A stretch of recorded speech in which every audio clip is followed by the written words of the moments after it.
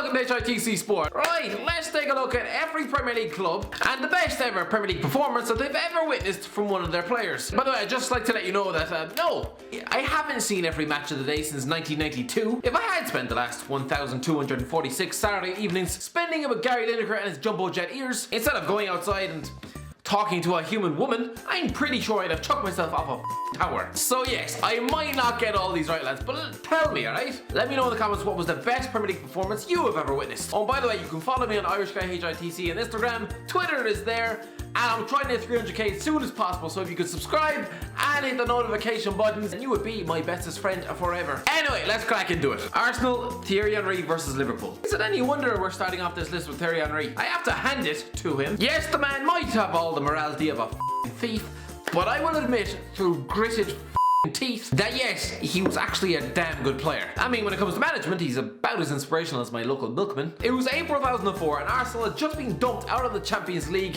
by Chelsea, with Weybridge celebrating his goal with a man who'd grow up to pork his missus. Henry scored 3 in this game, turning Jamie Carragher's ankles into wet pasta. Not even a mouthful of Scouse spit could stop Henry, as Arsenal ran out 4-2 winners to keep the unbeaten run going. Bournemouth, Callum Wilson versus West Ham. Ah yes, Callum Wilson, the man who Chelsea were asked to pay 70 goddamn million for in January. Honest to God, that's like forking out 50 quid for a goddamn pencil case. Anyway, his best performance probably came in August 2015, bagging a hat-trick at the Olympic Stadium as Bournemouth ran out 4-3 winners over West Ham. The man was unplayable that day in a game where Carl Jenkinson looked about as much use as a block of Swiss cheese. Brighton, Anthony Knockaert versus Man United. They beat Man United last season and this season too actually, but it was last season thanks to a winner from Pascal Gross. Anthony Knockaert tore the Man United defence to shreds. Just a pity he spent the last 3 months playing like a homeless man. Burnley, Brian Jensen versus Man United. I know what you're thinking, who the f is Brian Jensen? You have respect for this man, he spent 10 years at Burnley. Honest to Christ, if you spent a decade of your life in that town, you have my undying respect for life. Anyway, it was August 2009,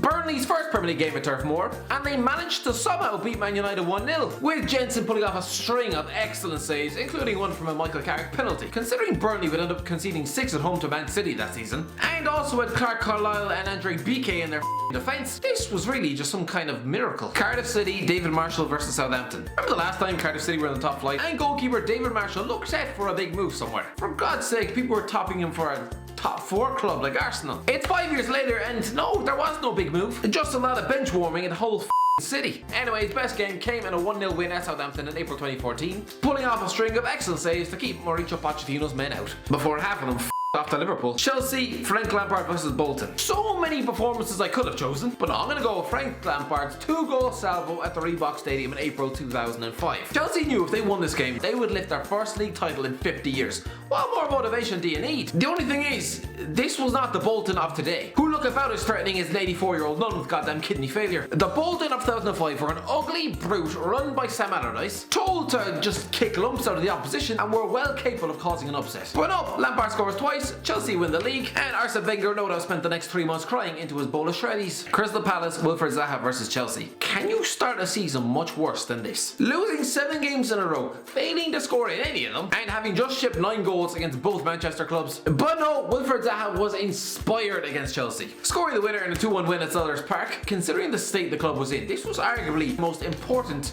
Premier League win of all time. Everton, Romelu Lukaku versus Bournemouth. I was tempted to pick one of Mikel Arteta's performances against Liverpool. Of course, I could have chosen Lukaku's 4 in that 6-3 win over Bournemouth, maybe Andy Johnson's double against Liverpool, or maybe even Andy van der Meijden for managing to go 90 minutes without downing a pint of vodka. Fulham, Clint Dempsey versus Newcastle. It was January 2012 and Newcastle were in the hunt for a top 4 spot. Yes, Newcastle with Alan Pardew as manager and James Perch in defence. They'd recently just smashed Man United 3-0, like, what? But this was a game where the Geordies came crashing back down to earth, with Clint Dempsey torching them with a hat-trick and a 5-2 win. In fairness, that was a great season for Newcastle, but they also went 6 games without a win, conceded 7 goals in defeats to Norwich and West Brom, got thumped 5-0 by Spurs, 4-0 by Wigan, 3-0 at home to Chelsea, 3-1 at Everton, 5-2 at Fulham, lost to nearly all their top 4 rivals, and scraped draws against Wolves, Sunderland, Swansea, Aston Villa and QPR. They also had Mike Williamson at the back. Like, how did they finish 5th? Huddersfield, Aaron Moy versus Wolves. There's really not much to shout about at Huddersfield these days. But Aaron Moy scored 2 and a 2-0 win at Wolves this season. Completely ran the show, so yeah,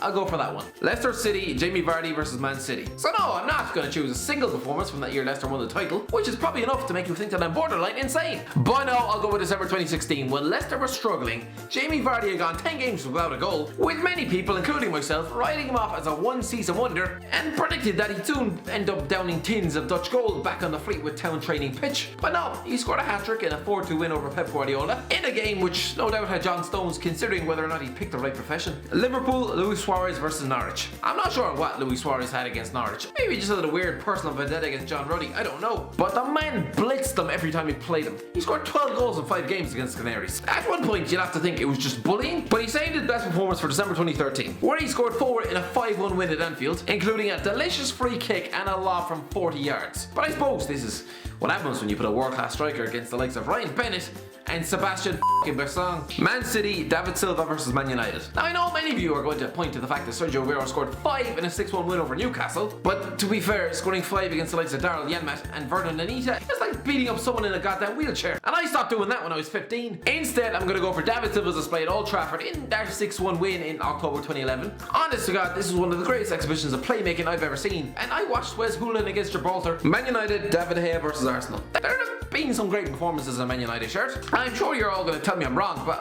I'm actually going to go for David De Gea's performance in goal against Arsenal at the Emirates in December 2017. Man United won 3-1. It was never a 3-1 game. Arsenal had 75% possession, 33 shots to United's 8, and they ended up losing 3-1. De Gea, who probably wakes up in the dead of night cursing the maker of the goddamn fax machine, pulled off 14 saves, including a world-class double save from Lacazette and Sanchez. Imagine if Man United actually signed Stecklenburg instead of that man. I'm pretty sure they'd have been relegated by now. Newcastle, Tim Krul versus Tottenham. I'm going to have so many Newcastle fans in the comments. Again, I'm admitting someone who scored 5 goals in one game, but lads, don't underestimate just how good Tim Krul's performance was at White Hart Lane in November 2013. The Magpies left with all 3 points in what can only be described as daylight robbery. Spurs had 65% possession, 31 goddamn shots. Now looking at those stats, you might think Roberto Soldado belongs anywhere but on a goddamn football pitch and really should have been chucked in a bin. Failing to score after 31 shots, that just sounds like my first ever student night out. I ended up getting sick in a girl's face. Krul pulled off a record 14 saves, with the likes of Yan Gambiwa and Mike Williamson clearly deciding that defending just wasn't their thing that day. Southampton, Matt Le Tissier versus Liverpool. I was tempted to go with another goalkeeper performance. Back when Fraser Forster somehow kept a clean sheet at the Emirates, back when he was actually able to save a shot or two. Nowadays that man can't even save his career. No, instead we're going to go back to 1994, when Le Tissier scored 3 in a 4-2 win over Liverpool. Tottenham, Jermaine Defoe versus Wigan. Maybe I should only give the second half to Jermaine Defoe, because at halftime in October 2009, Spurs were 1-0 up at Wigan, in a non-game with Defoe barely even getting a sniff. Then he scored 5 in the second half, exploding like Mount Vesuvius, or a priest's shaft after 4 decades of celibacy. I'm guessing the Wigan defenders were forced into therapy for the next 6 years of their goddamn lives. Although actually, to be fair, this is probably just another day in the office for Titus Rebel. Watford, Gerard Deulofeu versus Cardiff. Gerard Deulofeu is a frustrating player. Some days he can look like the second coming of Messi, other days he has all the end product of a pair of wet socks. Honest to Christ, trying to predict the form of this man, I'd imagine it's like trying to predict the temperament of a heavily pregnant woman. On some days she's going to be like an angelic flower, and other days she's downing pints of vodka getting sick in the goddamn sink. Or maybe that was just my mother, which explains a lot. Anyway, Deulofeu's best game came against Cardiff this season, scoring 3 in a 5-1 win, which is Watford's only Premier League hat-trick of all time. Although, to be fair, Martin King did make it a hat-trick of jail time. West Ham, Andy Carroll versus Arsenal. Okay, this one I know is going to get some opinion. Andy goddamn Carroll, the human donkey with knees made of tinfoil, has produced West Ham's greatest Premier League performance of all time. West Ham have seen the likes of Rio Ferdinand, Carlos Tevez and Dimitri Payet pass through. I don't care, lads. I'm sticking with Andy Carroll's hat-trick in a 3-3 draw with Arsenal in 2016. That man was unplayable that day. I mean, he's still unplayable now, but for very different reasons. Wolves, João Moutinho versus Man United. Most promoted clubs signed the likes of Tal Ben Haim or Steve Sidwell on a free, or you know, Chelsea in 2007. Wolves instead just plucked a Champions League regular, former €40 million player and Euro 2016 champion, João Moutinho, out of a hat. Those fans should be kissing the feet of Jorge Mendes. I'll go for his performance in the 1-1 draw at Old Trafford last autumn, when he ran the park, making Paul Pogba look every inch the salesman at Carphone Warehouse, skimming past him with ease and topping it all off with a 25-yard equaliser into the top corner. Anyway, that's it for the lads. I'm guessing this video is going to cause a bit of consternation amongst the. But at the end of the day, lads, while I've seen a lot of football, there is no way I've seen every Premier League match that has ever happened in the history of time. Otherwise, I'd be the saddest bastard on the face of the earth. So let me know in the comment section below what you think your best Premier League performance was of all time. And if you enjoyed the video, don't forget to give it a like, share, and subscribe. And as always, I'll talk to you in a while.